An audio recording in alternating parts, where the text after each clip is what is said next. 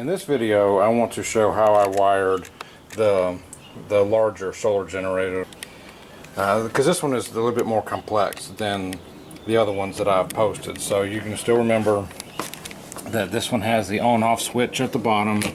The light tells you that it's on, and then you can turn this on and you can see that the voltage is still up at 12.7. The charge controller is here, just like everything's just the way that it was.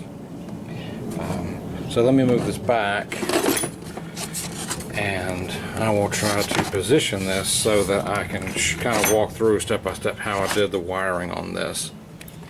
So one question that had come up was how I did the switch. So when you look at the switch, you'll see there are 3 pins there. One of them is the power. So in this case, the power is on the top. So that's running here, this one, and the fuse is real close to the positive battery post. So when you flip this off, the entire system goes dead. Because I didn't turn, you can see none of the lights are lit up on this, but as soon as I turn the switch back on, everything will turn on. You can see the LEDs are all lit up on there. Turn it off and it all dies. So that was the first thing that I did, because I really wanted to be able to, when I turned it off, it was off. This has actually been sitting in my closet for about 3 months at least, and it's still at 12.6, 12.7 volts on the battery. So I could just top it back off with my solar panel and I'd be back in business. So from the switch, I just have a 16 gauge wire going from the switch, which is these two on across the bottom. They go up to this bus bar, and what I've done is, I'll give you a shot of that.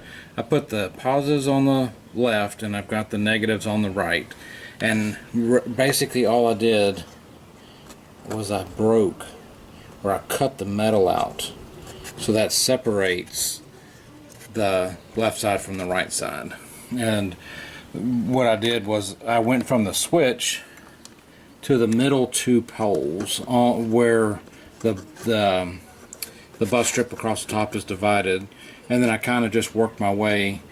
As I wanted to add more things, I just worked my way across, going either negatives on the right, positives on the left.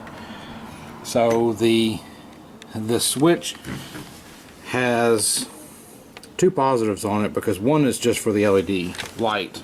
That's what makes this light light up.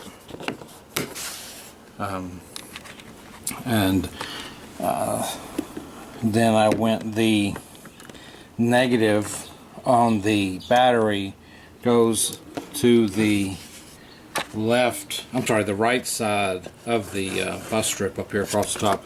So this thicker wire here, I believe is a 10 gauge wire, goes from the battery up to the negative.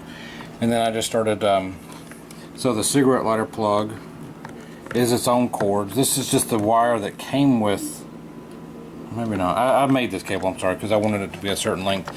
And so I just, I paired them up on the positive, negative. Then I also hooked up the on-off switch for the power meter. You'll see it goes to comes over here. You've got the red goes to the red, the black goes to the black, and then I connected the power meter. It came with its own positive and negative leads.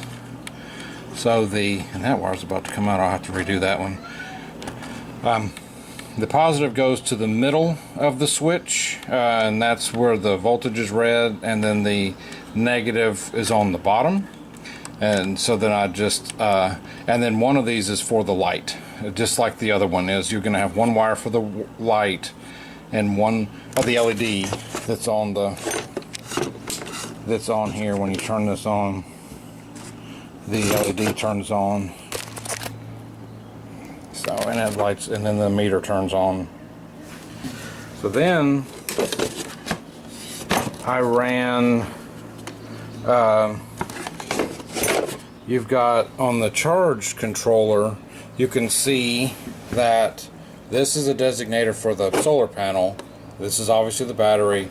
And this is if you wanted to hook up a load. They call this a load, but they put a light bulb there.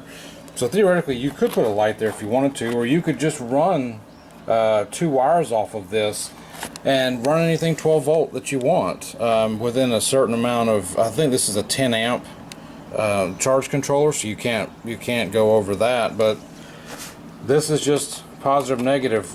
Right now I don't have anything hooked to them because I'm running the cigarette lighter and these posts off of the battery directly. What I did was the wires that come from the input for the solar panel, I just drilled holes. Let's see, make sure I got that right. I drilled holes, and they come up through the holes, and they connect to the positive, negative of where the solar panel wants to go. And then I ran 2 more wires for where the battery is out and into the bus strip.